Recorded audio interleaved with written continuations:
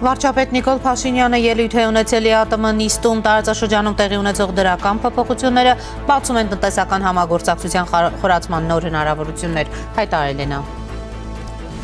Ռուսաստանից դարձյալ պնդում են ինչ-որ պահի Հայաստանը ստիպված կլինի ընտրություն կատարել Եվրամիության և ԵԱՏՄ-ի միջև։ Հայաստանն ասում է դեռ այդ կետին չենք հասել։ Փոխվարչապետ Մեհեր Գրիգորյանը հայտարարել է, թե ադրբեջանական նավթամթերքի ներկրման հնարավորություններ կան։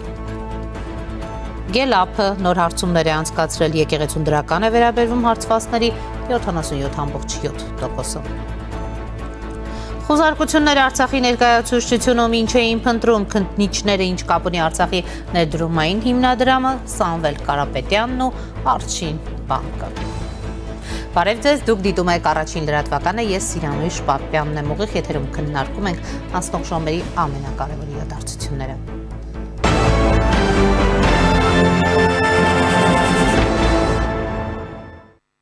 Քննչական կոմիտեն 5 ժամ խոզարկություններ է կատարել Արցախի ներկայացուցչությունում։ Ընթացքում միացել են փրկարար ծառայողները, բացել չհրկիզվող պահարանը, ըստ փաստաբան Ռոման Երիցյանի, բացի Ազատ Արցախ թերթից այլ բան չեն գտել։ Առգրավել են նաև համակարգիչները, իսկ քննիչները դեռ լուռ են։ Քննչականն առայժմ չի պարզաբանում։ Քրեական վարույթը, որի շրջանակներում իրականացվում էր խոզարկությունը, նախաձեռնվել է 25 թվականի հունիսին եւ կապված է ենթադրյալ տնտեսական հանցագործության հետ։ Երիցյանը Ազատությանն ասել է, որ ավելի քան վստահ է սա քաղաքական հետապնդման ու արշավի շարունակություն է։ Փաստաբանը հարցադրում է անում, պատահական էր արդյոք, որ 3 հենց այս շենքում լսումներ էին հրավիրել, որի ժամանակ էլ արցախցիները հայտարարել էին Լեռնային Ղարաբաղ հավաքական վերադարձի իրենց իրավունքից հրաժարվել չեն պատրաստվում։ Արցախի նախկին ՄԻՊ Արտակ Բեգլարյանն ու պետնախարարի պարտականությունները կատարող Նժդեհ Իսկանդարյանը եւս պնդում են խոզարկության հիմքը քաղաքական է։ Իրեպ հունիսից մինչև հիմա քրեական վարույթի շրջանակում Երիցյանի տեղեկություններով հարցաքննվել է Արչին բանկ ընկերության տնօրենը։ Խոսքը վերաբերում է կոնկրետ իրավաբանական անձի ու Հայաստանում գործող բանկի միջև կնքված վարկային պայմանագրի շրջանակներում Արցախի ներդրումային հիմնադրամի կողմից ցեսիայի պայմանագիր կնքելու հետ։ Ցեսիայի պայմանագիրը կնքվել է Հայաստանի կառավարության ու Արցախի հանրապետության կառավարության որոշման շրջանակներում։ Ով է իրավաբանական անձը, փաստաբանը հրաժարվում է նշել, սակայն խոսքում ակնարկում է դատարանն իր որոշման հիմքում դրել է կալանավորման միլիարդատեր Սամվել Կարապետյանի նկատմամբ իրականացվող քրեական հետապնդումն ու վերջինիս կողմից նախաքննության ընթացքում տված ցուցմունքը։ Խոզարկության նախորդ օրը, երբ Լեռնային Ղարաբաղի ներկայացուցչությունում բարձրացնում էին վերադարձի հարցը, Գերմանիայում վարչապետ Նիկոլ Փաշինյանը արձագանքելով Ադրբեջանի արտաքին գործերի նախարարության հայտարարությանը Հայաստան Եվրամիություն ռազմավարական գործընկերության օրակարգի փաստաթղթի վերաբերյալ, որում Բաքուն դժգոհություն էր արտահայտում այն առնչությամբ, որ այդ փաստաթղթում կիրառվել է Ադրբեջանի ռազմական գործողություններից հետո փախստական դարձած Ղարաբաղի հայեր ձևակերպումը, Ադրբեջանին առաջարկել է միասին ճանապարհային քարտեզ մշակել ու զուգահեռաբար փակել Լեռնային Ղարաբաղ հայերի վերադարձի ու այսպես կոչված արևմտյան Ադրբեջանի թեմաները։ Ադրբեջանը մի կողմից ասում է արևմտյան Ադրբեջան, մյուս կողմից ասում է վայ գրածա Ղարաբաղյան հայեր եւ այլն եւ այլն եւ այլն։ Ես 2025 թվականի իմ ուղերձում ներողություն 25 թվականի օգոստոսի 18-ին, օգոստոսի 8-ին հաջորդած իմ ուղերձում ես ասել եմ, որ այդ վերադարձի թեման շատ վտանգավոր թեմա է։ Եվ ես հիմա ուզում եմ բաց հրապարակային Ադրբեջանին անել առաջարկ, որովհետև այդ թեմաներով ինչքանով իրանք խնդիր ունեն, մենք էլ խնդիր ունենք։ Ես առաջարկում եմ, որ մենք համատեղ ընդունենք ճանապարհային քարտեզ, այս երկու թեմաները զուգահեռ փակելու ուղղությամբ։ Փաշինյանը հավելում է, եթե մենք շարունակենք վերադարձի օրակարգը, դա նշանակում է, որ մենք նորից սկսում ենք Ղարաբաղի շարժումը։ Ղարաբաղյան շարժումը ավարտվել է եւ ինքս իրան սկսելու փորձերը օգտակար չեն։ Բայց մյուս կողմից Հայաստանում էլ տեսնում են, որ Ադրբեջանը օգտագործում է անդադ արևմտյան Ադրբեջան, ինչ որ անհասկանալի տերմինաբանություն։ Հիմա պետք է հասկանալ, որի պատճառն է, որը պատճառ է եւ որը հետևանք է։ Բայց ես ասում եմ, ուղիղ առաջարկ եմ անում, հույս ունեմ այս առաջարկը կթարգմանվի, որպեսզի տեղ հասնի, ես ասում եմ, եկեք, նստենք, միջոցառումների ճանապարհային քարտեզ մշակենք, ոնց ենք այդ թեման հանում, որովհետև այդ թեման հանելը նշանակում է երկարաժամկետ ռազմավարական առումով ընդհանրապես բացառել որևէ կոնֆլիկտային իրավիճակ։ Եվ այս պահին զրուցել եմ Արցախի շարժման կազմակերպիչ Գագիկ Ավանեսյանի հետ։ Պարոն Ավանեսյան, բարև ձեզ, շնորհակալ եմ միանալու համար։ Բարև ձեզ, ես եմ շնորհակալ։ Եվ այսպես, պարոն Ավանեսյան, նախ անդրադառնանք խուզարկություններին, որոնք իրականացվել են Արցախի ներկայացուցչությունում, եւ նաեւ այն պարզաբանումներին, որ մինչ այս պահը եղել է, ընդհանուր առմամբ դուք ինչպես եք գնահատում։ Շատերը փորձում են այսպես քաղաքական ենթատեքստ հաղորդել այս խուզարկություններին, անձամբ դուք ինչ եք կարծում, համեցեք։ Նույն կարծիքին ես եմ, խոզարկությունները անմիջապես դեկտեմբերի 10-ին, երբ որ ուսումներ կազմակերպեց Արցախի խորհրդարանը Արցախի հարցով, անմիջապես հաջորդ օրը այդ խոզարկությունը արվեց, այս սինխրոնիզացիան ուրիշ ձևի չենք կարող բացատրենք, միանշանակ դրա հետ է կապված, ու անմիջապես դրանից հետո Նիկոլ Փաշինյանի արձագանքները, հայտարարությունները միանշանակ ցույց է տալիս, որ փորձում են ճնշում իրականացնեն, ասենք գործող չեն հիմա, ասենք Լեռնային Ղարաբաղի ժողովրդի ներկայացուցիչների վրա։ Այդ ճնշումները մենք նաև շուտվանից ենք տեսել, հիշեցնեմ, որ ժամանակին պետնախարար Մժդե Իսկանդարյանը այստեղ զբաղվում է գործունեությունով, մեքենաներ ունի, որը վարձակալությամբ տրվում է, ճնշումներ են կազմակերպել այդ կազմակերպության, որ վարձակալում էր մեքենաները, հրաժարվել են պայմանագրից։ Այսինքն, նենց չի, որ տեղեկատվական դաշտ դուրս եկած բաները, որ հիշում ենք, էդ էլ է եղել տեղեկատվական դաշտում, պարզա, որ ամեն ձևի ճնշումներ է իրականացում, որ ոչ մի գործողություն չանեն։ Նաև ասեմ, որ Արցախի իշխանությունները, Արցախի խորհրդարանը նախկինում էլ դեռ Սամվել Շահրամանյանը նախագահի պաշտոններ զբաղեցնում, փորձել ենք, որ նաև մեր հասարակությունը փորձել ենք Փաշինյանի հայտարարությունների համահունչ փորձենք Արցախի ժողովրդի իրավունքները պաշտպանելու հարցում գնալ, ստեղծել ենք արցախցիների իրավունքների պաշտպանության խորհուրդ, որոշ ժամանակ հանդիպումներ ենք ունեցել իշխանությունների ներկայացուցիչների հետ, հիմնականում ապարդյոն, ճիշտ է որոշ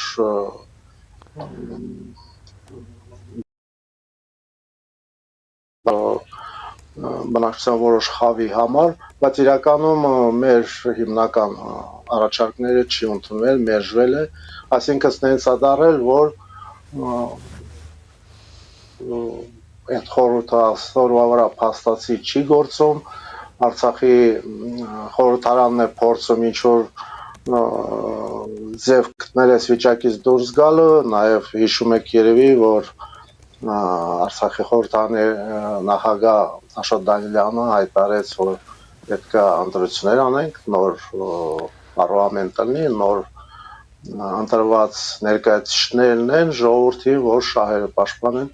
ու միանշանակ դրա արձագանքն է այդ խոզարկությունը, որովհետև այն փաստարկները, որ անում են ինչի համար է, ինչ քրեական գործում է, դա ասենք քննադատության չեն դիմանում էլի ասած։ Լավ, նպատակը ո՞րն է, պարոն Ավանեսյան, երբ նշում եք քաղաքական, լրացնել ներկայացուցչությունը, ի՞նչն է ի վերջո ձեր գնահատմամբ այս նպատակը, ինչպես դուք եք պնդում, որը ունի քաղաքական ենթատեքստ։ Մենք այս ամեն ինչը պիտի դիտարկենք նաև նախընտրական ժամանակաշրջանի հետ կապված։ Մենք ինֆորմացիան շատ քիչ ունենք, որ ճշգրիտ վերլուծություն անենք։ Մենք ընդամենը կարանք վարկածներից խոսենք։ Մեկը վառեցնելն է, որ արդեն անցել է այս էտապին, չեմ մանում, չեմ հավատում, որ արդյունք կտա։ Մյուս կողմից այն ինչ առաջի օրվանից 20 թվականի պարտությունից հետո նաև որ հակադրում էին Արցախի ժողովրդին ու Հայաստանի ժողովրդին, տպավորությունա որ նախընտրական ժամանակաշրջանի այդ թեման նորից ակտիվացնելի հարց կա, որ ընտրություններին գնան թշնամու կերպարով կամ ինչ որ խառնիչի կերպարով արցախցիներին ներկայացնեն, սևը արցախցիներին կպցնեն, որովհետև մենք տեսնում ենք, որ ասենք Նիկոլ Փաշինյանին պետք էր հաղթանակներ ընտրություններից առաջ, տեսնում եք, որ եկեղեցու դեմ արշավը դեռ ոնց որ արդեն հաղթանակի նախ չի ասել, եթե պարտությունից չասենք, էլեկտրոցանցերի հարցը կախված է, թեկուզև ցույց են տալիս, որ արդեն արտոնագրից զրկել են, բայց էսի ասած է, որ ասում է խմորը շատ ջուր է տանելու։ Իմ կարծիքով հիմնական բանը դա է, որ արցախցիներին որպես խաղաղության օրակարգի թշնամի ներկայացնեն։ Իմ կարծիքով դա է հիմնական բանը, բայց դրա հետ զուգահեռ իհարկե մի քանի հարցեր էլ աղուցվելու, փորձեն ճնշեն, վախեցնեն, այս մոմենտներն էլ ալու։ Կփորձեն որոշների նույնիսկ ճնշել, վախեցնել, այսպես Արցախի Հանրապետության, այսպես նախկին քաղաքական ղեկավարությանը, նրանք, որոնք այստեղ են։ Այո, որովհետև ասենք այն ինչ որ ասում, ինչ է ման գալիս, անհասկանալի է, որովհետև Սամվել Շահրամանյանը ինքն է ասում, որ ընդեղից գալուց հետո, որի հետ ներդրումային հիմնադրամի նյութերը տված դատախազության, մենք խորհրդով պաշտպանության արցախցիների իրավունքների պաշտպանության խորհրդով երբ որ զբաղվում ենք այդ հարցը ընթացքում ցակեց մի խումբ արցախցիներ են այդ հարցը բարձրացրել, ինչի այդ հարցերը չեն գնում։ Մենք նույն ձևի ներկայացրել ենք որոշ տվյալներ դատախազությանը, այսինքն զգնդակը դատախազության եւ պետական մարմինների դաշտում է, ասել պիտի անեին, այսքան ժամանակ ոչ մի բան չեն արել, ընտրությունների նախօրյակին սկսում են ինչ որ գործողություններ թող անեն, հիմա անեն, բայց գոնե անեն, որտեղ շատ հարցեր կա, որը պիտի մեջտեղից հանվի, հարցերի պատասխան չկա, ուրա գնացել են գումարները, որ թալանվել է, ոնց եղավ, որ ասենք բացի բյուջեից մենք պիտի հասկանանք այդ ներդրումային հիմնադրամի գումարները, այդ ինչ գումարներ է, էլի ասենք, թե մի մասը ճիշտ է պետական գումարներ է, կա նաև բանկերից վարկեր բավականին այս բարձր տոկոսներով, որը ուղղվել է ոչ թե Արցախի զարգացման, այլ կամ ասենք բանակի ուժեղացման ժամանակին տասնյակ տարիներ Բաքո հիմնականում այդ հիմնադրամը բացվել է Բաքո Սահակյանի իշխանության օրոք, այլ ասենք մոտիկների միջոցով այդ գումարները հափշտակելու ու օրինակ զարմանալի հարց էր կա, որի պատասխանը չկա, ինչի Հայաստանի կառավարությունը 240 միլիարդ դրամի պարտքը բանկեր, երկու բանկի արժե դա հիմնականում եղել է բիզնես բանկը եւ Արցախ բանկը, ինչի այդ պատասխանատվությունը վերցրեց իրաց վրա, բայց 250-ից ավել շինարարական կազմակերպություն, որի հետ վճարային գումարները մնում է 2 միլիարդ դրամի սահմանում է, այդ պատասխանատվությունը չի վերցնում, այդ գումարը չի փոխանցում այդ կազմակերպություններին, այդ մարդկանց, որոնք նաև ունեին ընդեղից դուրս եկած, ամեն ինչ կորցրած, ունեին պարտավորություններ, որ այդ գումարները ավելի արդյունավետ կօգտագործի։ Մի հատ թվերը որ ասեմ մի հատ որ համատեք 240 միլիարդ երկու բանկին, 250 կազմակերպություն 2 միլիարդ դրամ ընդամենը, որ այդ իրաց գումարներն էր, ասենք, հետ երաշխիքային պահում էին, որ մի տարուց հետո այդ գումարները պիտի տային, եթե գործը կատարվածավ որակով, այդ ես բացատրեմ, որ շատերի համար պարզն է այդ ինչ գումար, այսինքն նախահաշվի մեջ այդ գումարը նստած էր, այդ կազմակերպությունը պիտի ստանար, պետությունը երաշխավորած էր, հիմա պետությունը չի տալիս։ Ուզում ասեմ հարցեր կա, որ պիտի ճշտենք, շատ լավ է, որ ուզում են, ցույց են տալիս, որ ուզում են Պարզաբանեն, թող պարզաբանեն, հասարակ արցախցիների համար էլ դա շատ կարևոր, շատ հարցեր կա, որ մենք էլ եք ուզում պարզություն, թող լինի, բայց նաև եթե տենց բան լինում է, թող ամիջապես այդ միջև էտ անեին, նոյեմբերի վերջին անեին, դեկտեմբերի վերջին անեին, մանավանդ որ նախորոք անոնս կար, էլի որ ասեք այդ ոսումները կազմակերպվելու են, հենց չի որ ինչ-որ թաքուն հավաքվել են ու ինչ-որ բան են անում։ Պարոն Ավանեսյան, անդրադառնանք նաև Նիկոլ Փաշինյանի Գերմանիայում արած մի քանի հայտարարություններին, մասնավորապես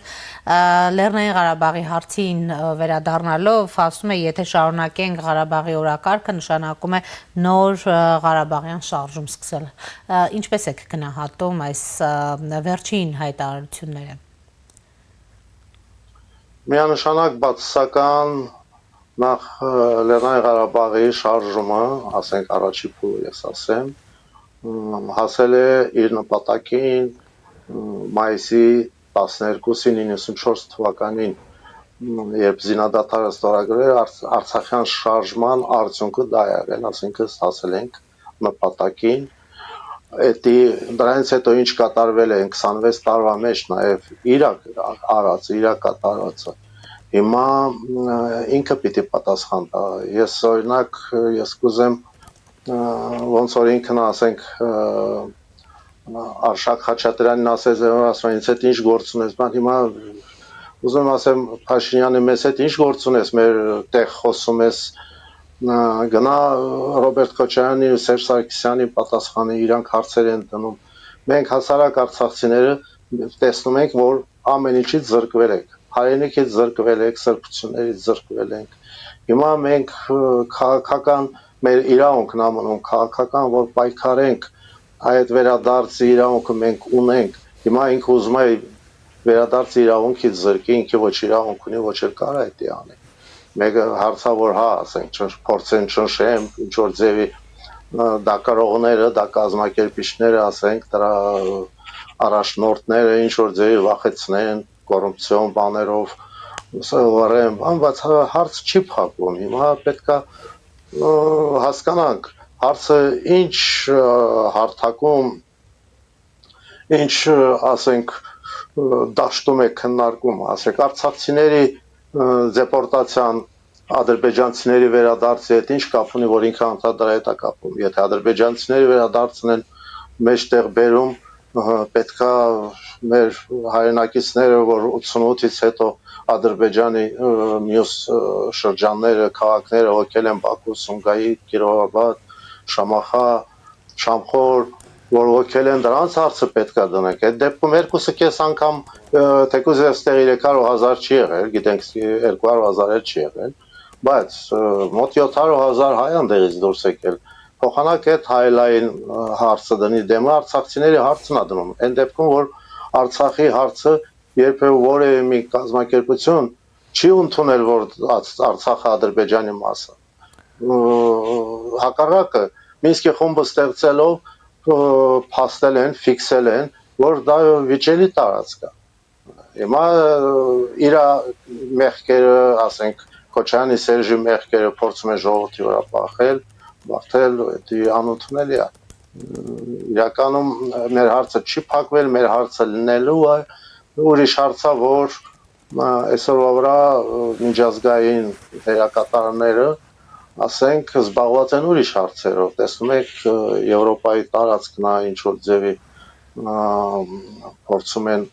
ռեֆորմատ անեն, ասեք, այս բանով Ամերիկան ուզում Եվրոպայից հրաժարվի Եվրոպայի պաշտպանությունից, Ռուսաստանի հետ Տրամպը դաշինքա փորձում կազմի այն դեպքում, երբ որ, ասեք, Ուկրաինայի պատերազմում դա ինքը ագրեսորն է, Պրոցեսները գնում, որ մենք պիտի երևի թե թողենք Նիկոլ Փաշինյանի ամենալավ բանը նա կլինի, որ ոչ մի գործին չխառնի, թող գործընթացը հանգիստ գնա։ Տպավորությունն է, որ ինչ որ միտեղից զանգում են, ու ինքը միանգամից այդ հրահանգը կատարում է։ Այն դեպքում, որ ինքը ուրիշներին է մեղադրում գործակալության մեջ, գործակալնելու մեջ, անհասկանալի երևույթներ է գնում, այդ դեպքում նույնիսկ այդ օրատվա միջոցներում շրջացնող նաև սոցցանցերում լուրերը, արդեն սկսում ես մտածել ճիշտ են գրում, թե չէ, ասենք։ Պարոն Ավանեսյան, բանի ես լայվ տեսա, որ Նիկոլ Փաշինյանը չխառնի որևին, այդ մեր պրոբլեմն է, մեր գործը բանն է, մենք ենք անում, ոչ մեկը չի խառնում, չի աջակցում, թող չխանգարի։ Պարոն Ավանեսյան, տեսեք, դուք կարծում եք, որ սա օրակարգում պահվող կամ ձեր կողմից պիտի շարունակ վերհանվի այս թեման։ Իսկ առհասարակ դուք Արցախ վերադառնալու թեման իսկապես իրատեսական եք համարում։ Քաղաքական գործիչները դա իրատեսական բնավ չեն համարում այս պահին։ Ով որ իրատեսական չի համարում, դա իր խնդիրն է։ Թե ինչ դրդապատճառներով այդ բանը ասում, այս պահին, գոնե ասային այս պահին, էլ ինչ որ ձևի ընդունելի կլինի, դա ինչ չի, որ մենք փորձում ենք նոր հեծանիվ հնարենք, Կոսովոյի օրինակը կա, ես նույնիսկ 21 թվին հանդիպման ժամանակ Արայիկ Հարությունյանին Ստեփանակերտում այդ հարցն եմ տվել, որ Կոսովոյի հարցի ուսումից հետո ինչի Հայաստանի Հանրապետությունը չի դիմել նույն ճանապարհով գնալու։ Ուղղված պատասխան է տվել, մտածել ենք, որ ժամանակը չի, պիտի տեսնենք ոնց է ինչա։ Այսինքն Կոսովոյի տարբերակը կա, եթե նախադեպ չլիներ, նոր ասենք, դա ուրիշ հարց է։ Նախադեպ եղել է։ Հիմա ինչն է խանգարում մենք պահանջենք այդ նախադեպը։ Նույնիսկ Մինսկի խմբը, ասենք թե պաշտոնական հայտարարել է, որ ուծարված է, փաստաթղթերը ոչ միտեղ չի գնացել, պետությունների պարտավորություններ ընդեղ, ասենք մեզ 30 տարի խապում էին, որ պիտի ժողովրդավարական, այլ որ քաղաքակրթական, սենց նորմեր աշխատեն։ Հիմա մենք տեսնում ենք, որ դա խախտողը մի պետությունա մի կողմա, որը ցավոք սրտի Հայաստանի դաշնակիցն է եղել իբրև, բայց Հայաստանի դեմ էր աշխատում, նաև Մինսկի խմբի համանախագահն է, որը այս տարիների ընթացքում, որ տեսնում ենք ամեն ինչ առաջարկ եղել է, որ հայկական կողմը պիտի զիջի, դա եղել է Ռուսաստանի կողմից։ Նույնիսկ Ամերիկայի համանախագահներից մեկն ասել, մենք երբևէ առաջարկ չենք արել, մենք հարթակ եք ստեղծել կողմերը իրար հետ զրուցեն, այդ դեպքում ով էր Հայաստանին պարտադրում 7 շրջանը հանձնելու։ Միայն Ռուսաստանը, որը այս տարածաշրջանի քարտեզը ուզում է բերել ստատուս քվոյի Քեմալ Աթաթյուրքի եւ Լենինի պայմանավորվածությունների ձևով, ասենք Գարսի պայմանագրի ձևով, անդադ ուզում էր վերադարձնել այդ ձևին, որը հիմա կատարվել է եկել է այդ Գարսի պայմանագրի քարտեզին հասել նույն ձևի, այդ վիճակում էլ Հայաստանը մենք տեսնում ենք, որ շատ խոցելի վիճակ է, հիմա պիտի քննարկենք Հայաստանի հիմա փրկությունը դա է, քաղաքականություն ուժեղ, ճիշտ քաղաքականություն տանելը։ Մենք պիտի այդ ուղղությամբ գնանք։ Բայց նաև ասեմ, որ արցախցիները պատրաստ են նույնիսկ մեր իրավունքների ինչ որ ձևի զիջման, բայց ոչ վերադարձի իրավունքի, ոչ բան, այլ այդ նույն այս զբաղվածությունները, բան որ դիմանում ենք, միայն դրա համար, որ Հայաստանը լինի անվտանգ եւ սուվերեն երկիր։ Դուք հիշում եք, մենք Արցախի զբաղկադայից երբ որ տենցել է խոսում ենք, մենք նույն բանն ենք ասում, Արցախի պատճառով Հայաստանը չպիտի ոչ մի զիջումների գնա Ադրբեջանին, բայց կատարվեց այն ինչ որ կատարվեց, տեսանք։ Շնորհակալ եմ պարոն Ավանեսյան զրույցի համար։ Ձեզ եմ շնորհակալ։ Զրուցում էի Արցախի շարժման կազմակերպիչ Գագիկ Ավանեսյանի հետ։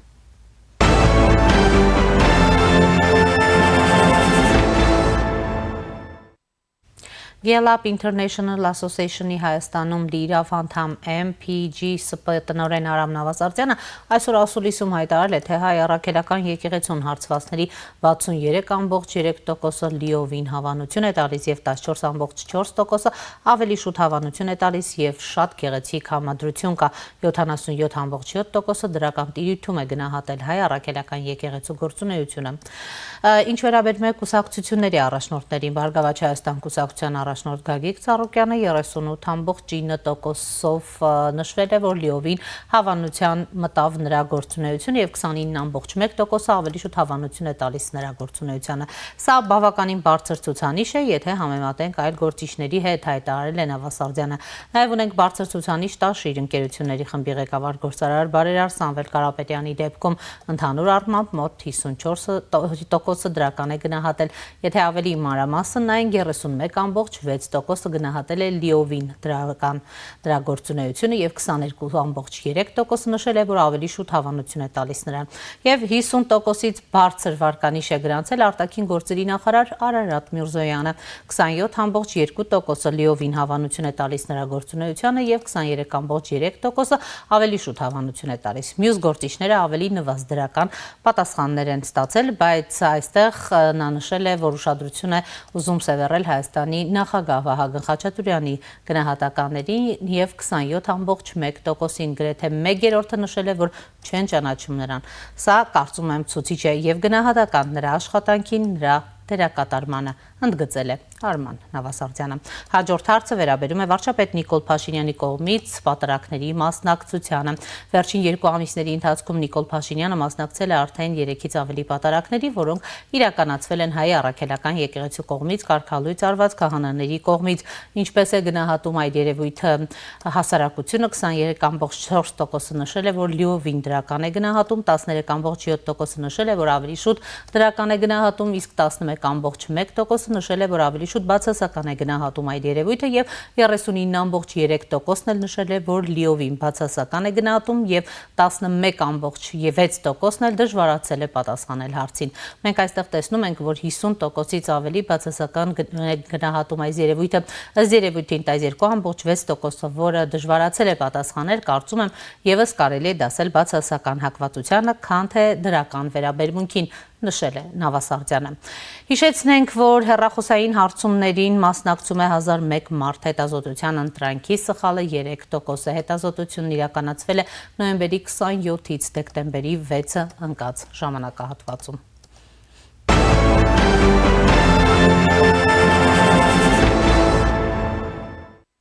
Հանրային քաղաքական շրջանակների քննարկման թոփ թեմաներից մեկը շարունակում են մնալ եկեղեցու եւ աշխարհիկ վերնախավերի հակասությունները։ Ամենայն հայոց կաթողիկոսը չի կալանա, որ Վիկը հեռանագահից համոզված է Վազգեն arczepiskopos Միրզախանյանը Բալթյան երկրների թեմի առաջնորդը Փաշինյանի ձեռքը սեղմած ապա վեհապարին սրբապղծության հովանավոր համարած միաբաններից է միակողին այս ամբողջի լուծման վեհապար հայրապետի հանդիպումն է Հայաստանի վարչապետի հետ քննարկելու վեհապար տիրոջ հանգստի կոչվելու պայմանները։ Ազատության հետ զրույցում ասել է Տեր Վազգեն arczepiskopos Միրզախանյանը, նա չի կասկածում որոշ ուժերի ազդեցության տակ է փոխվում վեհապարի տրամադրությունը եւ այդ ուժերը ըստ նրա այսօր էլ խանգարում են նրան։ Ըստ Սրբազանի հայաստանյան ընդդիմությունն ու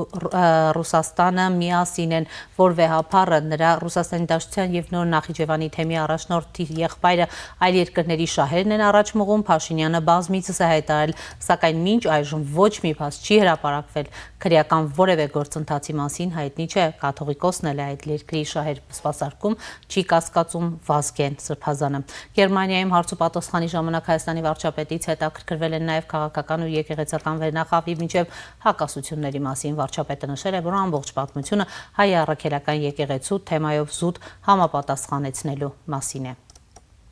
Նախ եւ առաջ համապատասխանությունը եկեղեցու իր իսկ կանոններին։ Ինչ ենք մենք ցանկանում։ Մենք ցանկանում ենք տապանցիկություն, հաշվետվողականություն, համապատասխանություն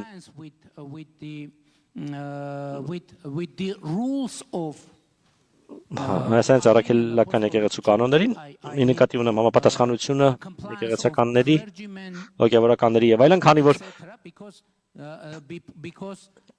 չհամապատասխանելու իրավիճակը հոգևորականներին դարձնում է ավելի խոցելի արտաքին ազդեցության նկատմամբ եւ նրանց կներեք, որ այսպես եմ ձևակերպում, գործիք դարձնելու արտաքին ազդեցության համար։ Մենք ընդամենը ուզում ենք համապատասխանություն լինի։ Ընդհանրապես եկեղեցու եւ հոգեվորականների, եկեղեցականների եւ եկեղեցու ղեկավարների համապատասխանությունը լինի, հաշվետվողականությունը լինի, ոչ ոք չգիտի թե ներ եկեղեցին ինչպես է ֆինանսավորվում, ոչ ոք դա չգիտի, քանի ինչ գումար է մուտք գործում, ինչպես է ծախսվում։ Հետո Հայաստանի վարչապետը Գերմանիայից տեսանյութ հրապարակեց խոսելով կաթողիկոսական տեղապահի ընտրության մասին։ Քանի որ հարցեր են հնչում, հարկ եմ համարում անդրադառնալ Կտրիչ Ներսիսյանի հեռացումից հետո հայաստանյա ծառայելական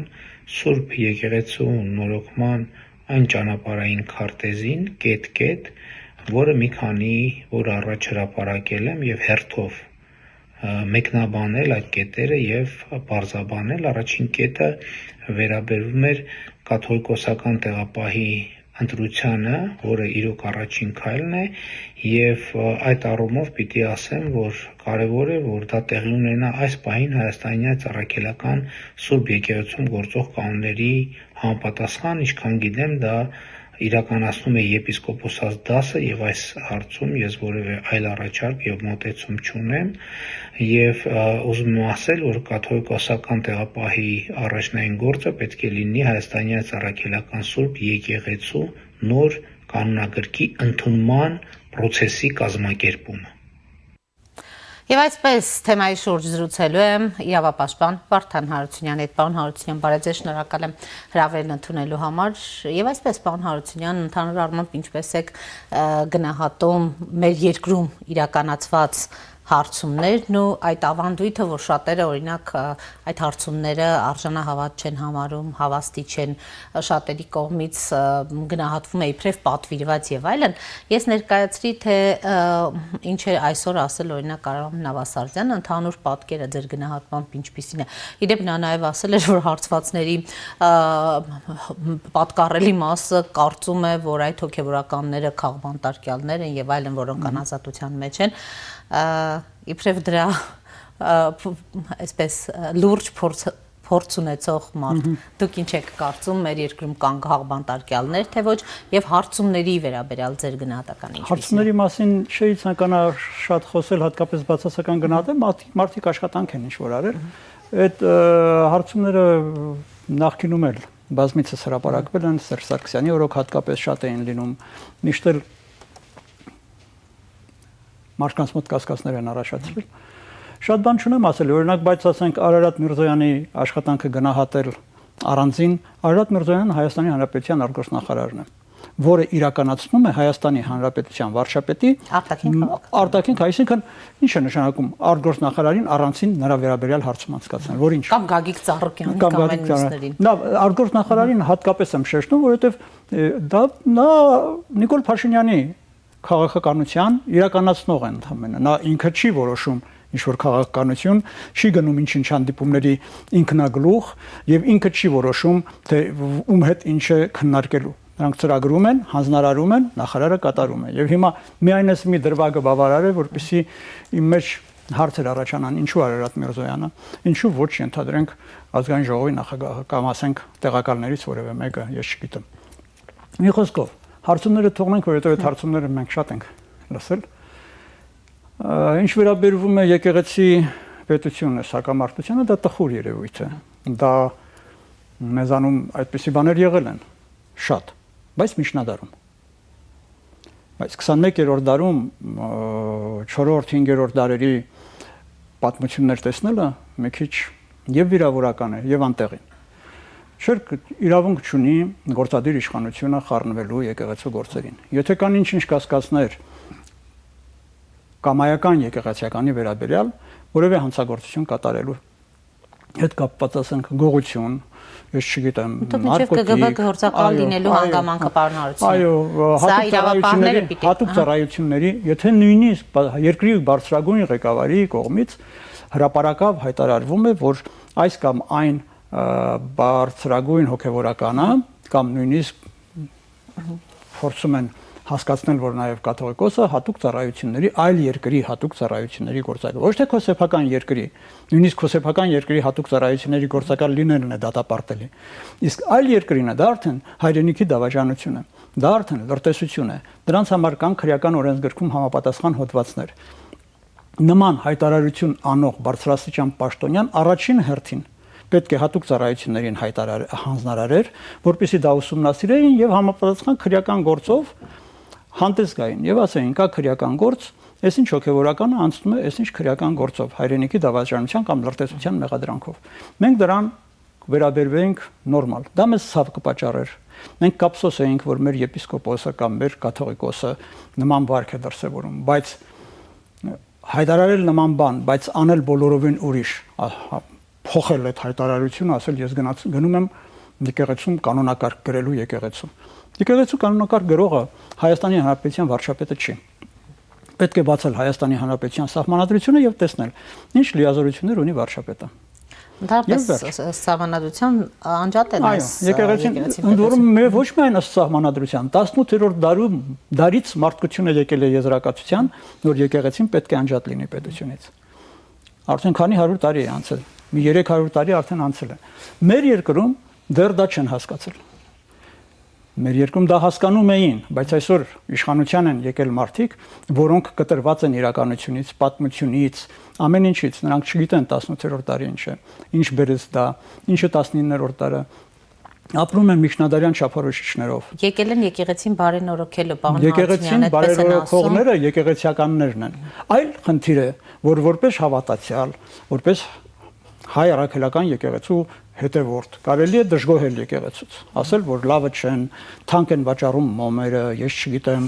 էս են լավ չեն աղոթում, շատ թանկ են վերցնում, ասենք, իրենց ծառայությունների դիմաց եւ այլն, այդ ամեն ինչը կարելի է ասել, որպես հայ առաքելական եկեղեցու հետևորդ, բայց գնալ մտնել եկեղեցի եւ թելադրել, թե ինչպեսի աղոթներ պետք է կարդան կամ աղոթների ժամանակ ում հիշատակ են եւ ում չհիշատակ են, ուղարկել այնտեղ հատուկ ծառայությունների ներկայացուցիչներին, որպեսի ապահովեն այնտեղ քո անվտանգությունը եւ այլն, հետո ծնկիչն էլ այդ ամեն ինչից հետո այդ եկեղեցում նշանակում է ուղղակի արատավորել այդ եւ եկեղեցին եւ հավատը։ Մի խոսքով, սա տխուր վիճակ է, հուսամ կհանգուցալուծվի, թե ինչպես չգիտեմ, բայց հուսամ որ կանցնենք, մենք այս փուլն էլ կանցնենք։ Մենք փաստորեն անցել ենք, ճիշտ է, դեռ չենք կարողացել թոթափել մեր ուսերից այդ հսկայական բեռը, այդ ծանրությունը, պարտության միջով անցանք մենք, քանի տարի է, 5 տարի է արդեն մենք այդ ծանրության տակ ենք, չենք կարողանում դեռ ուշքի գալ ու մեզ նորից ստանում են մեկ այլ ծանրության տակ, այդ պարակտումը, այդ եկեղեցու դեմ արշավը, ես եկեղեցու լավագույն պաշտպանը լինել չեմ կարող, որովհետև ես ինձ չեմ համարում մոլի այո, այն մոլի հավատացյալների թվին չեմ դասում ինձ եւ ոչ էլ այն ցուցադրական հավատացյալների, որոնք գնում եւ ծնկի են իջնում եկեղեցում այսօր։ Նկատի ունեք նաև քաղաքական գործիչներին։ Այո, մենք նրանց ճանաչում ենք, չէ՞, 5 ամիս առաջ ենք մենք նրանց տեսել, 5 տարի առաջ ենք նրանց տեսել, 20 տարի առաջ ենք նրանց տեսել։ Եվ տեսել ենք, թե ինչպես էին նրանք անցնում եկեղեցու կողքով իրենց աշխատավայր գնալու եւ հայացքով անգամ եկեղեցուն չէին նայում։ Ու հանկարծ նրանք դարձել են հավատացյալ կարելի է դառնալ նաև հանկարծ։ Դա կասկածից դուրս է, լինում են այդպիսի դեպքեր, բայց այդ հանկարծ հավատացյալ դառնալը իրավունք չի վերապահում գնալ եւ ասել, քանի որ ես այսօրվանից ինձ հայտարարել եմ հավատացյալ, ուրեմն մեր եկեղեցին պետք է իմ ուզած ձևով ապրի։ Այդպես չի լինում։ Դա վիրավորանք է հանրության հասցեին, եկեղեցու հասցեին եւ Հայաստանի Հանրապետության իշխանության, գործադիր իշխանության հասցեին։ Պարոն Հարությունյան, ձեզ հակադարձում եմ, նկատի ունեմ ընդդիմադիրներին, քննադատողներին, ասում են, բա լավ, ինչպես պիտի առողջացնեին։ Դուք ասում եք հավատացյալները, դե հիմա մի խումբ եպիսկոպոսներ, arczepiskopոսներ հանդիպում են վարչապետի հետ, քննարկում են, փորձում են լուծումներ տալ։ Ինչպես օրինակ, ուրեմն այդ արատները վեր չհանել։ Մենք հիշում ենք, որ երբ վարչապետ Նիկոլ Փաշինյանը ընդդիմադիր էր, ինչպես էր արտահայտվում Նավասարդ Կջոյանի, ուրեմն Բենթլիի եւ այլնի հասցեին։ Հիմա եկել է պահը այդ կարևոր փուլը կյանքի կոչելու եւ այսպես ասած, եթե խնդիրներ կան, արատներ կան, հորի բարքեր կան, վերհանելու եւ լուծումներ տալու։ Իհարկե մեր եկեղեցում եւ ոչ միայն մեր եկեղեցում, աշխարհի շատ եկեղեցիներում կան անցանկալի երևույթներ եւ ձեր ասած այդ հորի բարքերը կան։ Տեսեք ինչ ժամանակ առ ժամանակ պայթում են ինչ նորություններով կաթոլիկ եկեղեցում արվամոլությունից սկսած վերջացած մանկապղծությամբ, չէ՞։ Եվ մեր եկեղեցին էլ այդ իմաստով ես չեմ կարծում թե լավ առումով շատ է տարբերվում մյուս աշխարհի մյուս եկեղեցին։ Բոլոր եկեղեցիներն էլ խնդիր ունեն, մեր եկեղեցին առավել եւս խնդիր ունի եւ մեր եկեղեցու խնդիրները իհարկե մեր հոգսն են եւ մեզ ցավ են պատճառում։ Բայց դա կոչ անել, ես արդեն ասացի, որ կամայական հավատացյալ հայ առաքելական եկեղեցու հետևորդ կարող է պահանջել նույնիսկ գնալ եկեղեցու դռան դեմը նստել եւ պահանջել, ասել ես պահանջում եմ որ ձեր վատ բարքերը վերացնեք, որովհետեւ ես հավատացյալ եմ, ուզում եմ այստեղ գալ, բայց դա կարող է անել ցանկացած քաղաքացի, բայց ոչ այն մարդը, ով Հայաստանի Հանրապետության վարչապետն է, որովհետեւ ես որպես քաղաքացի ունեմ իմ իրավունքները եւ իմ պարտականությունները եւ իմ իրավունքների սահմանները։ Վարչապետը ունի իր իրավունքները եւ իր պարտականությունները եւ իր պարտականությունների սահմանները։ Առավել եւս որ տեսնում ենք թե ինչ եպիսկոպոսների կամ որ եպիսկոպոսների օգնությամբ են փորձում բարեփոխել շակերտների մեջ բարեփոխում բառը, բարեփոխել եկեղեցին։ Եթե այդ նույն որակի եկեղեցիականները պետք է իրենց որակի եկեղեցիականներին դուրս հանեն այնտեղից, որպեսզի իրենք այնտեղ նստեն։ Ինչը պետք է փոխվի մեր եկեղեցու կյանքում եւ մեր եկեղեցու հետևորդների կյանքում եւ ինչը պետք է փոխվի Հայաստանի Հանրապետության վարչապետի կյանքում բացի դրանից որ ինքը կհամարի որ ինքը կաթողիկոսին հանեց աշխատանքից գործից հանեց SMS-ով դուրս չի գալիս տեսեք Հովիկ Աղազարյանը SMS-ով դուրս չեկավ եւ ինչ պատմությունների մեջ ընկավ հիմա չի բացառվում որ SMS գրած լիներ կաթողիկոսին կաթողիկոսը դուրս չգար եւ այս պատմությունը Հովիկ Աղազարյան երկրու ֆիլմն ենք մենք դիտում հիմա Հովիկ Աղազարյանի երկրորդ սերիան ենք դիտում Այսինքն վարչապետը SMS-ով չբարձրաձայնել է խնդիրը, բայց կաթողիկոսը չի հեռանում, որովհետև ինչու, որովհետև վարչապետը ասում է լավ, չեք հեռանում, բայց պատասխան տվեք, ի վերջո կաթողիկոսին են դիմում, դուստր ունես, չունես, եկեղեցականները ընտանիքներ ունեն, չունեն, այսքան հարստություն տիրապետում են, չեն տիրապետում, եղբայրը KGB գործակալ, KGB գործակալ է թե ոչ։ KGB-ի մասին չեն ասում, FSB-ի մասին։ FSB գործակալ է թե ոչ, հիմա ուզում եմ հասկանալ, այս ամեն ինչը, որ բարձրաձայնվել է եկեղեցին ինքն էլ չպիտի պատասխան տար ու թեման փակեր թե որովհետև խոցելի իրավիճակում են շատերը ոստո չեն կարողանում շատերը խոցելի են իհարկե իրենք պատասխան տալ չեն կարող կարծում եմ որովհետև այդ պատասխանը եթե կարողանային պատասխանը կհնչեցնեին իհարկե բայց նորից եմ կրկնում սա երկրի գործադիր իշխանության գործը չի Իրոք այդ արատավոր բարքերը շատ հավանաբար կան այդ արատավոր բարքերը գուցե կան ել ավելի արատավոր երևույթներ բայց դրանով դա կարելի է ինչ որ կերպ ասենք ծայրահեղ դեպքում ասենք նույնիսկ դա թույլատրելի չէ բարձրաձայնել եւ մի կողմ քաշվել որպեսզի հանրությունը արդեն հրապարակայնացներ ուսումնասիրեր լրագրողական հետաքննություններ անցկացնեին բայց հատուկ ծառայություններով վերցնել եւ փորձել դա ուժով լուծել դա դրական արդյունքի լավ բանի չհանգեցնող ճանապարհ է կամ գերնպատակը որն է ձեր գնահատմամբ ի վերջո այս բոլոր գործողությունների ունենալ կաթողիկոս որը վարչապետի եւ իր թիմի սրտով է ունենալ ամեն գնով վեհարանից վեհափառին դուրս բերել այ որն է ձեր կարծիքով գերնպատակը եւ այդ գերնպատակին հասնելու ինչպիսի հնարավորություններ եք տեսնում բան Դե հնարավորություն ճանապարհը արդեն տեսանք Փաշինյանը նահանջելու նպատակ չունի նա ճանապարհը ընտրել է տեսանք պարակտումներ մտցնելով ամեն ինչով կամայական մեկի հետ համագործակցելով, ասենք սատանայի հետ համագործակցելով եկեղեցուն մաքրելու գործով կարող է զբաղվել։ Շատ նորմալ, շատ լավ, խնդրեմ չկա, այսինքն չունի արգելակներ, որտեղ եմ ես կանգ առնելու։ Նա արդեն որոշել է։ Եվ պատճառը ակնհայտ է, կա եկեղեցու սպասավորները բարձրաստիճան պահանջեցին նրա հրաժարականը։ Նա դրանից վրդովել է, նա դրանից նեղացել է։ Նա զայացել է։ Տարիներ են անցել, բան հարցնի։ Նա զայացել է եւ վերջ տարիներ են անցել, բայց ինչ այդ մարդն էլ այդպեսին է։ Կհասնի վարչապետը իր նպատակին, թե ոչ եթե ամփոփենք բան հարցին, ձեր գնահատմամբ այդպիսի հնարավորություն տեսնում եք, իսկապես թե պիտի գնան էլի այսպես փորձելու են գնալ իրավական ճանապարհով կամ արդեն որոշ լավ կլիներ որ հենց սկզբից երբ աղմուկը եղավ ճանապարհ գտնվեր եւ հաշտության եզրեր գտնեին եւ այս ամոթալի մեր երկրի մեր երկրին պատիվ չբերող դրսի աչքերում ես նկատի ունեմ։ Ներսում ոչինչ, մենք շատ բան ենք տեսել, բայց կողքից նույնպես դա տեսնում են, դրսի մամուլն է գրում այդ մասին։ Մեր երկրին պատիվ չբերող այս աղմուկը կարելի էր հարթել, բայց հիմա հարաբերությունները արդեն թշնամության են վերածել եւ չգիտեմ այդ փուլում ինչ լուծում կարող է լինել, առավել եւս որ չգիտեմ թե կաթողիկոսը ինչ քայլեր ունի թե չունի, եթե ունի ապա ինչ քայլեր, հա, ես չգիտեմ, այո, չեմ պատկերացնում լուծումը, բայց գիտեմ ակնհայտ մի բան, որ Փաշինյանը որոշել է կանգ չառնել։ Ու դրա համար հավանաբար կգնա Արշակատման, կարծում եմ արշակատման կգնա, արդեն ակնհայտ է։ Եվ կգրի իր ցանկացած կանոնադրությունը եկեղեցու համար։ Մի բան ասեմ, որպես հայ առաքելական եկեղեցում կմքված մարդ, որ ես էլ եմ կարծում, որ 4-րդ դարում գրած կանոնակարգը 21-րդ դարում կարող է եւ չաշխատել։ Բայց նորից եմ ասում, ես որպես քաղաքացի եւ որպես հայ առաքելական եկեղեցու հետևորդ, բայց եթե ես լինեի Հայաստանի Հանրապետության վարչապետը, այս իմ համոզմունքը, որ շուրջ համոզմունքը չէ արտասանի բանում։ Կարող է կաթողիկոսի հետ հանդիպման ժամանակ ասեի վեհապար գիտեք, արժի որ այս 4-րդ դարում, հիմա 21-րդ դարում ենք ապրում։ Կասեի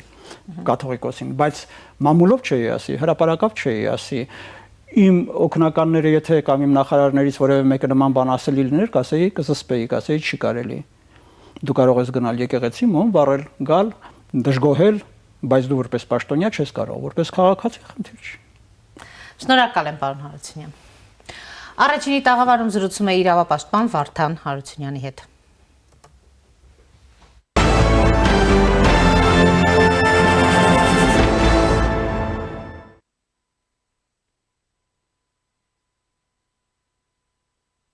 Հայաստանի վարչապետը Մոսկվայում է մասնակցում է ԵԱՏՄ միջկառավարական խորհրդի նիստին։ Հիշեցնենք, նախորդին Նիկոլ Փաշինյանին տեղափոխող կառավարության ինքնաթիռը չի կարողացել վայրէջք կատարել Մոսկվայում փակօդային տարածքի պատճառով եւ ուղղությունը փոխել է դեպի այլընտրանքային օդանավակայան։ Ինքնաթիռը գրեթե 1 ժամ պտտվել է Թվերի մարզի վրայով, սպասելով վայրէջքի թույլտվության, բայց այդպես էլ չի ստացել։ Ինքնաթիռը ի վերջո ուղղությունը փոխել է դեպի Սանկտ Պետերբուրգ, Պուլկովո միջազգային օդանավակայան, հետո արդեն ժամեր այնտեղից մեկնել է Մոսկվա։ Ուկրաինական անօդաչու սարքերի գրոհի հետևանքով Մոսկվայի օդանավակայաններում հետաձգվել է մոտ 200 չվերթ։ Մոսկվայում նախ տեղի է ունեցել Եվրասիական միջկառավարական խորհրդի նիստ, ապա ընդլայնված կազմով նիստը, որին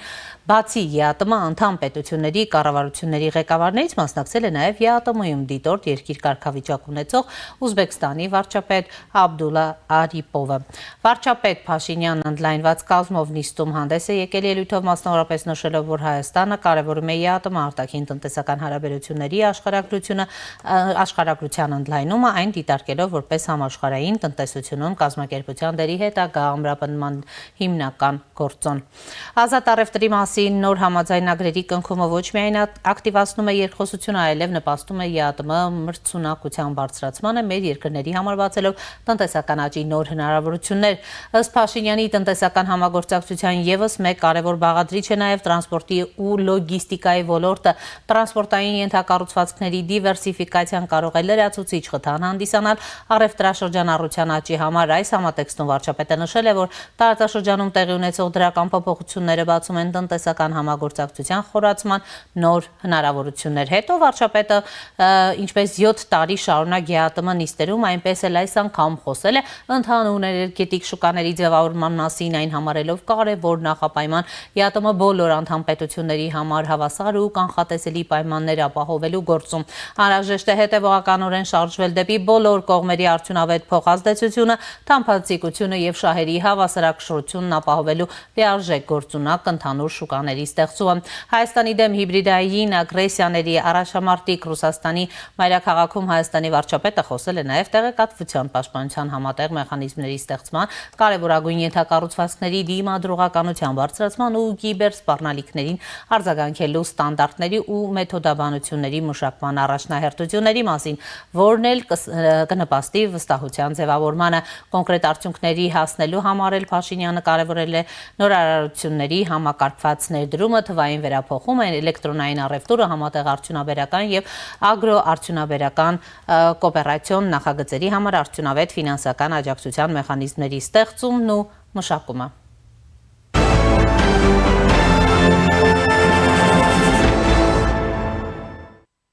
Ռուսաստանի փոխվարչապետը հայտարարել է, որ ինչ-որ պահի Հայաստանը ստիպված կլինի ընտրություն կատարել Եվրոպական միության ու Եվրասիական տնտեսական միության միջև երկու դաշինքներում միաժամանակ մնալն անհնար է։ Օվերչուկը ասել է, որ Հայաստանի եւ Ռուսաստանի միջև առևտրաշրջանառությունը այս տարի զգալիորեն նվազել է։ Անցած տարվա 12.4 միլիարդ դոլար առևտրի փոխարեն այս տարի ցուցանիշը հավանաբար կնվազի 6 միլիարդ դոլարով, նշել է փոխվարչապետը Ռուսաստանի Դաշնության։ Օվերչուկը հայտարարել է, ռուսական բիզնեսները զգուշացնում են Հայաստանի հետ աշխատելուց, զգուշանում են աշխատելուց իդեպ Եվրամիության անդամակցության գործընթացի մեկնարկի մասին Հայաստանի ազգային ժողովի ընդունած օրենքներին արձագանքելով Օվերչուկն ասել էր, որ Երևանի քայլերը հակասում են ԵԱՏՄ նորմերին։ Հայաստանի վարչապետը Գերմանիայից է մեկնել Ռուսաստան, մինչ այդ ավարտելով հանդիպումները Գերմանիայում պատասխանում էր լրագրողների հարցերին։ Եվրասիական տնտեսության միությունից դուրս գալը նպատակ չէ, բայց Եվրամիության անդամ դառնալը նպատակ է, հայտարարեց վարչապետը, նշելով հասկանում ենք, որ Եվրամիության եւ Եվրասիական տնտեսական միության միաժամանակյա անդամակցությունը հնարավոր չէ եւ հասկանում ենք, որ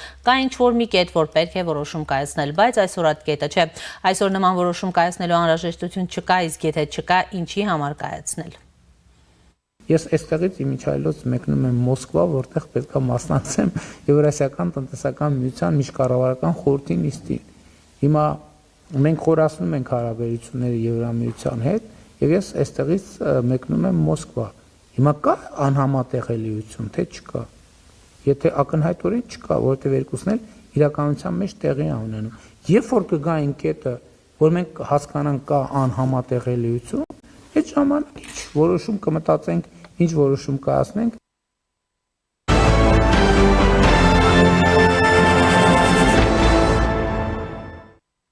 Փոխվարչապետ Մհեր Գրիգորյանը հաստատում է, օրերս Կաբալայում Ադրբեջանի փոխվարչապետ Շահին Մուստաֆայևի հետ քննարկել են Ադրբեջանից Հայաստան նավթի ու նավթամթերքի արտահանման հարցը։ Արդյոք Երևանն ու Բաքուն արդեն պայմանավորվել են Ադրբեջանից վառելիքի ներկրման շուրջ։ Փոխվարչապետը ասել է, այո, քննարկումներ եղել են, համագործակցության հնարավորություններ կան։ Ազատությունը նաև հարցրել է փոխվարչապետին, թե ադրբեջանական վառելիքի ներկրման ինչ ծավալների մասին է խոսքը, հայաստանյան որ ընկերություններն են մտադիր Ադրբեջանից նավթ գնել եւ ինչ գնի շրջանակում է Ադրբեջանը պատրաստ նավթ ու նավթամթերք վաճառել Հայաստանի եւ արդյոք այն մրցունակ կլինի Ռուսաստանից ներկրվող վառելիքի նկատմամբ։ Այս հարցերին ի պատասխան Գրիգորյանը նշել է, վառելիքի հետ կապված հետագա ընթացքն արդեն մասնավոր արտահանողների ու ներկրողների համագործակցության տիրույթում է, իսկ հնարավոր գործարքների պայմանները լինելու են շուկայական, պատասխանել է փոխվարչապետը։ Այն, որ Երևանն ու Բաքուն քննարկում են Ադրբեջանից Հայաստան նավթի ու նավթամթերքի արտահանման հարցը, Հայաստանյան Հանրությունը տեղեկացավ ադրբեջանական կողմից անցած շաբաթ այդ մասին հայտարարեց Ադրբեջանի նախագահի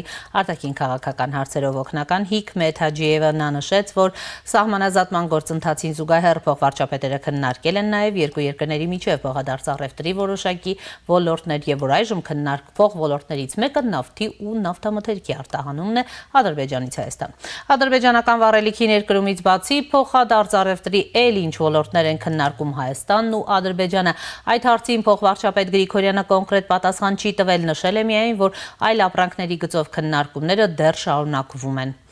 Եվ այս պահին զրուցելու է միջազգային հարաբերությունների փորձագետ Գեորգի Թումացյանի հետ։ Պարոն Թումացյան, բարև ձեզ, շնորհակալ եմ միանալու համար։ Բարև ձեզ։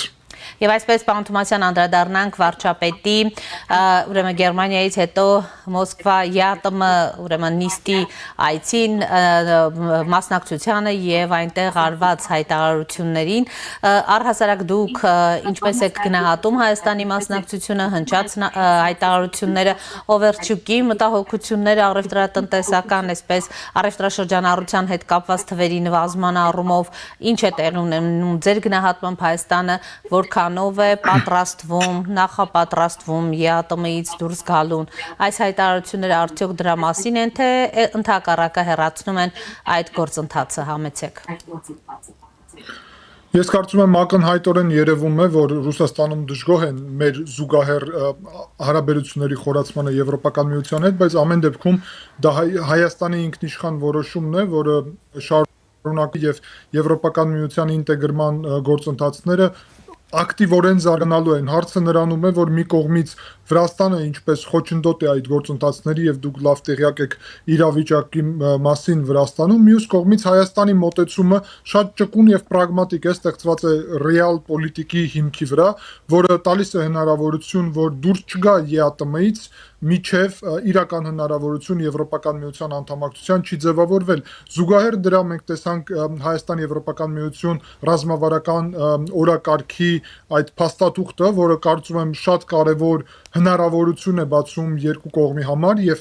այդ փաստաթուղթը իրականացնելու դեպքում մենք շատ ավելի մոտ կլինենք Եվրոպական միության անդամակցության համար։ Օրենսդրությունը ընդունված է, հանրային կարծիքը պարզ է եւ վարչապետը շատ անկեղծ եւ ուղիղ ասում է, որ երբ այդ պահը գկա, Հայաստանը որոշում կկայացնի։ Իհարկե, Ռուսաստանում կարող է դժգոհ լինել, որ Հայաստանը ամենա իր համար նախընտրելի տարբերակով է գնում այս փուլում դուրս չգալով ԵԱՏՄ-ից։ Ես կարծում եմ, իհարկե Հայաստանը պետք է գործի այն ուղղությամբ, որը նպաստում է մեր շահերին։ Ինչ վերաբերվում է առևտրաշրջանառության նվազմանը, ապա ես կարծում եմ առհասարակ մեր համար կեսական պետք է լինի նոր աշխարհակաղակական եւ տնտեսական նաեւ կենտրոնների հետ հարաբերությունների ակտիվ զարգացումը, ոչ միայն Եվրոպական միության, այլ նաեւ ուրիշ տարածաշրջանային կենտրոնների հետ եւ դա բնականորեն բերելու է Ռուսաստանի հետ տնտեսական կախվածության նվազմանը, բայց ինքնանպատակ դա չէ, ուղղակի Հայաստանը չի կարող որևէ պատժամիջոցները շրջանցելու ուղի լինի Ռուսաստանի համար, դա ակնհայտ է։ Տեսեք, այնուամենայնիվ մեծ հաշվով Ռուսաստանը նորից պարոն Թոմասյան շարունակում է պնդել, ինչ որ պահից Հայաստանը ստիպված պիտի լինի կատարել այդ ընտրությունը Եվրամիության եւ Եվրասիական տնտեսական միության միջև։ Հայաստանն էլ ասում է, տեսակ Գերմանիայում վարչապետը լրագրողներից հետ զրույցում ասում էր, որ Հայաստանը այդ կետին դեռ չի հասել։ Հիմա ձեր գնահատմամբ, ուրեմն Ռուսաստանն էլ ըստ էության տեսնում է այստեղ խնդիր եւ նաեւ այսպիսի հարցադրումներ է բարձրացնում։ Երբ Հայաստանի վերջո, այսպես ասած, դուրս կգա կփոկվի ԵԱՏՄ-ից, համեցեք։ Համարում եմ, որ այդ մթնոլորտը պետք է ձևավորվի երկու ուղղությամբ։ Առաջինը դա Վրաստանի եվրոպական ինտեգրման վերականգնումը պետք է լինի, երկրորդը Թուրքիայի հետ սահմանի բացումը եւ թուրքական տարբեր լոգիստիկ կապերով Եվրոպական միության հետ կապը։ Այդ երկուսը միասին որ լինի, իհարկե կարելի ասել, որ բավարար արդեն իրավիճակ է ձևավորված։ Եթե գոնե մեկը այդտեղից լինի, ապա թուրքական ճանապարհը կարող լինի տնտեսական կապերի համար, բայց ես չեմ կարծում, որ դա լուրջ ինտեգրման ուղի մեր համար կարող լինի, առնվազն այս փուլում, երբ դեռ Երևան-Անկարա հարաբերությունները պարզ չեն։ Իհարկե իմ համար միշտ եղել է օրակարգային եւ դուք գիտեք, որ ես ակտիվ գործում եմ Վրաստանի ներքաղաքական դաշտում հենց այդ նպատակի համար, որ Վրաստանը վերադարձնենք Եվրոպական միության ու անդամակցության ուղու վրա, ինչը կբացի հնարավորություն, որ Վրաստանը եւ Հայաստանը միասնական շարժվեն։ Ուստի միջև այդ իրադարձությունները տեղի չեն ունեցել, Երևանը ունի շոշափելի հնարավորություն ակտիվորեն ինտեգրում տանի Եվրոպական միության հետ այնպիսի, որը անդամակցության մասին է, այլ ոչ թե զուտ մոտեցման մասին։ Մոտեցում հիմա էլ է տեղի ունենում։ Ուստի միջև դա տեղի չի ունեցել, այո, Երևանը դուրս չի գալու ԵԱՏՄ-ից, որովհետև դա վնասելու է Հայաստանին առանց որևէ օգուտ տալու։ Իհարկե Ռուսաստանում դա հասկանում են եւ դժգոհ են, միևնույն ժամանակ իրանք էլ են հասկանում, որ Հայաստանին այսօր ԵԱՏՄ-ից փորձել հանել, այսպես ասեմ, Ռուսաստանի եւ ուրիշ պետությունների կողմից դա նաեւ ի վնաս Ռուսաստանի կլիներ եւ իր տնտեսության հատկապես այս իրավիճակում, ուստի իրանք ուղղակի տեսնում են մենք ինչ ենք ցանկանում, ինչ նպատակներ ունենք եւ դժգոհ են դրանից, բայց դրանով որևէ ձևով մեր ռազմավարական նպատակները չի փոխվում, որովհետեւ պարզ է, որ հենց այդպիսի հնարավորություն մենք ունենանք, ապա կայացնելու ենք այդ որոշումը, իսկ միջև այդ մենք պետք է նախապատրաստենք մեր տնտեսությունը, մեր այն չափանիշները, որը կան տնտեսական ոլորտում, քաղաքական ոլորտում, անվտանգային եւ բոլոր ուրիշ ոլորտներում նրա նպատակով, որ Եվրոպական միություն անդամակցության որոշումից միջև անդամակցություն ինչքան կարելի է ավելի կարճ ժամանակահատված լինի, որովհետեւ դա կնվազեցնի սպառնալիքները։ Ըստ էության դա է ճանապարհը, նկատի ունեմ ի վերջո Հայաստանի Եվրամիության անդամակցության հայտ ներկայացնելու, Եվրամիության անդամ դառնալու ճանապարհը, թեկուզ երկարաժամկետ հեռանկարում եւ նաեւ փաստորեն վիզաների ազատականացման այս գործընթացը ավարտին հասցնելու ամբողջականորեն դեռ որ Հայաստանը վիզայի հարցը Վիզայի հարցը, ինչպես նաև մնացած հարցերը, որը դուք նշեցիք, արդեն կա ռազմավարական հարաբերությունների այդ փաստաթղթում։ Անդամակցության հարցը պետք է նաև երկկողմ լինի, ինչպես Եվրոպական միության ցանկությունը, այդպես էլ մեր տարածաշրջանում ստեղծված իրողությունները պետք է դրան համապատասխանեն, բայց մենք այդ ժամանակ օգտագործում ենք Եվրոպական միության մոտեցման համար եւ Ռուսաստանից կախվածությունը նվազեցնելու համար, այդ է այսօրվա անհրաժեշտությունները Ռուսաստանում բնականորեն դժգոհ են, որովհետև տեսնում են դինամիկան, թե ինչ ուղղությունով ենք մենք շարժվում, բայց հասկանալի է, որ Հայաստանը առանց այսպես ասեմ գործընկեր կամ Վրաստանի կամ Թուրքիայի տարածքի միջոցով չի կարող այդ ինտեգրումը իրականություն դարձնել, առնվազն դա շատ բարդ կլինի եւ Եվրոպական միության նաև մոտեցումներն է պետք հստակորեն որ դրսևորվեն, որովհետև տեսեք Եվրոպական միությունն էլ հիմա հատկապես Միացյալ Նահանգների նոր ռազմավարական պետական անվտանգության այդ փաստաթղթից հետո պետք է փոփոխություններ կրի իրենց մոտեցումները, նույն Եվրոպական միությունը պետք է տեսնի մեզ այստեղ ինչպես կենսական իր մաս անվտանգային ճարտարապետության եւ հաշվի առնելով դա Եվրոպական միությունը նաև պետք է պատրաստ լինի այդպիսի որոշման համար, ոչ միայն իրանց կողմից կոչված այդպիսի merit-based մոտեցումին, որը ցուցանիշների եւ վարկանիշների միջոցով է միայն, այլ նաեւ քաղաքական որոշումը, որ այս պետությունները կդառնան անդամ եւ ասեմ ձեզ, որ ամենագլխավոր խնդիրը իհարկե դա Վրաստանի այսօրվա շեղումն է իր իսկ սեփական արտաքին քաղաքականությունից, Վրաստանում միջև այսօր ցույցերը շարունակվում են մեկ տարուց ավելի է, ինչ Վրաստանը կասեցրել է Եվրոպական միության անդամակցության այդ գործընթացը։ Ես համարում եմ, որ սա Ռուսաստանի որոշումներ Վրաստանի միջոցով փակել Վրաստանի եւ Հայաստանի ճանապարհը դեպի Եվրոպա եւ ասեմ ձեզ, որ ցույցերում մասնակցող քաղաքական հասարակական բոլոր ուժերը նույն կարծիքի են, որ սա հենց ռուսական այստեղ գործունեություն է, ուստի հասկանում ենք, որ Ռուսաստանը փորձում է խոչընդոտել մեր այդ ճանապարհը դեպի եվրոպական ժողովրդավարական ընտանիք, դա նաև փորձում են Հայաստանի ներքաղաքական դաշտում, բայց կարծում եմ, որ մենք բոլոր այդ վտանգները հաշվարկում ենք եւ կարողանում ենք նվազեցնել այդ սպառնալիքները։ Ի վերջո գլխավորն է, որ ճիշտ ուղղությունով ենք շարժվում, կփորձենք դա անել ինչքան կարելի է շուտ, բայց ժամանակը մեզանից չի կախված ամբողջությամբ։ Լավ, պարոն Թոմասյան, իսկ այդ ընթացքում Հայաստանը թող մնա Եվրասիական տնտեսական միության անդամ, փորձի աշխատել մինչև այն կետը, երբ որքան դեռ օրենքը հնարավորություն կտա, ըստ էության դուք դա եք ասում։ Այո, մոտավորապես այդպես, իհարկե ես նկատի ունեմ նաև ՀԱՊԿ խոսքին, որից ես հստակ կոչ եմ անում, որ պետք է դուրս գանք, որովհետև տեսեք, նույն մենք օրերս փաստաթղթեր ստորագրեցինք Եվրոպական միության հետ, Գերմանիայի հետ, բայց Ֆրանսիայի հետ խոսքին հարաբերությունները, որ դաշնակցի մակարդակի հասնեն, ակնհայտորեն ՀԱՊԿ-ի անդամակցությունը դրան խանգարում է եւ դա կարելի է իրականացնել արդեն այսօր։ Ուստի ՀԱՊԿ-ից դուրս գալը չպետք է որևէ կապնված լինի ԵԱՏՄ-ից հետ, ԵԱՏՄ-ում կարելի է մնալ, հատկապես օգտագործելով այս նույն ժամանակը, որովհետև գիտեք, ԵԱՏՄ-ից դուրս գալը ինքը Հայաստանի համար տնտեսային առումով հարված կլինի։ Մենք պետք է պատրաստենք այս ժամանակահատվածում հայկական տնտեսությունը նրա համար, որ դուրս գալը ինչքան կարելի ավելի մեղմ լինի մեր համար։ Իհարկե, Ռուսաստանին է ձեռ տալի, որ այսպես կտրուկ քայլեր լինեն ԵԱՏՄ-ի ուղղությունով, որ մեզ վնաս հասցվի։ Իրանք շատ լավ հասկանում են, որ մենք մեղմ ճանապարհով ենք պատրաստվում գնալ, այդ է պատճառը, որ դժգոհ են։ Այո, մեղմ ճանապարհով Հայաստանի շահերը հաշվի առնելով պատրաստելու ենք հայկական տնտեսությունը մեղմ դուրս գալու համար, իսկ ռազմական եւ անվտանգային կոմպոնենտներից դուրս գալը արդեն պետք է օրակարգում լինի։ Նույնը վերաբերում է ԱՊՀ-ին խոսքին, որտեղից որ ես չեմ տեսնում այսպիսի կտրուկ անհրաժեշտություն դուրս գալու, գլխավորն է Հայաստանի շահերի դեմ որևէ այդտեղ փաստաթղթերը չընդունվի, ընդունվեն միայն այդ փաստաթղթերը, որը եւ մոտեցումները, որը Հայաստանի շահերին սպասարկում են։ Դա շատ կարեւոր է, Հայաստանը պետք է կարողանա այդ ճկուն արտաքին քաղաքականությունը շարունակի եւ վարի, այդ թվում Ռուսաստանի ուղղությամբ, որովհետեւ մեր նպատակը Ռուսաստանի հետ հարաբերությունների խզելը չէ, այն իրավիճակում, երբ մենք ձևավորում ենք ուրեմն Թուրքիա եւ Ադրբեջանի հետ հարաբերություններ, մեր նպատակն է բալանսավորել այդ հարաբերությունները եւ եթե պաշտոնական Մոսկվան հարգի Երևանի ինքնիշխանությունը, ապա համոզված եմ, որ մենք հարաբերություններում կարողանալու ենք հասնել ել ավելի մեծ կայունության եւ նույնիսկ Ռուսաստանի շահերի հաշվի առնելուն, ինչպես տարածաշրջանային պետություն, եթե Ռուսաստանը հաշվի առնի հայկական շահերը։ Դա շատ կարեւոր է։ Միայն փոխադարձ հիմքի վրա այսուհետեւ պետք է տեղի ունենան այդ հարաբերությունները։ Շնորհակալ եմ պարոն Թումացյան զրույցի համար։ Ես էլ եմ շնորհակալ։ Զրուցում էի միջազգային հարաբերությունների փորձագետ Գեորգի Թումացյանի հետ։ Այս ժամի համար այսքանն էինք նախատեսել, հետևեք մեր թողարկումներին, կհանդիպենք։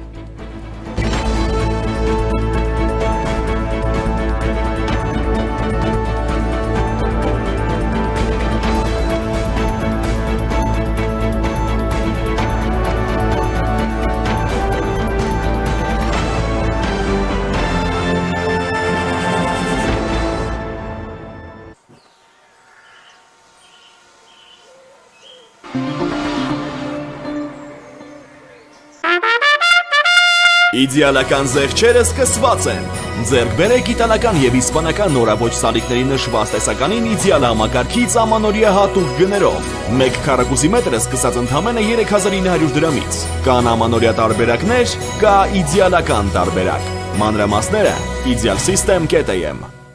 Իդեալ համակարգ դեպի կատարելություն։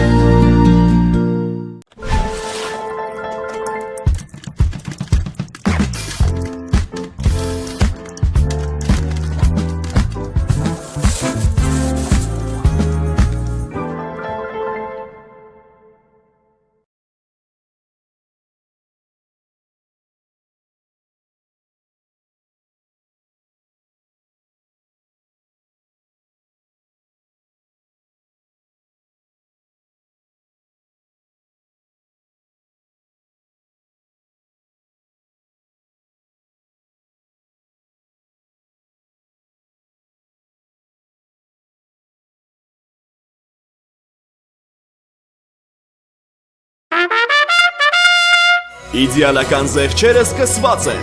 Ձեռք բերեք իտալական եւ գերմանական նորաոճ պաստառների նշված տեսականին իդեալ համակարգից ամանորյա հատուկ գներով։ 1 հատը սկսած ընդամենը 3900 դրամից։ Կան ամանորյա տարբերակներ, կա իդեալական տարբերակ։ Մանրամասները idealsystem.am։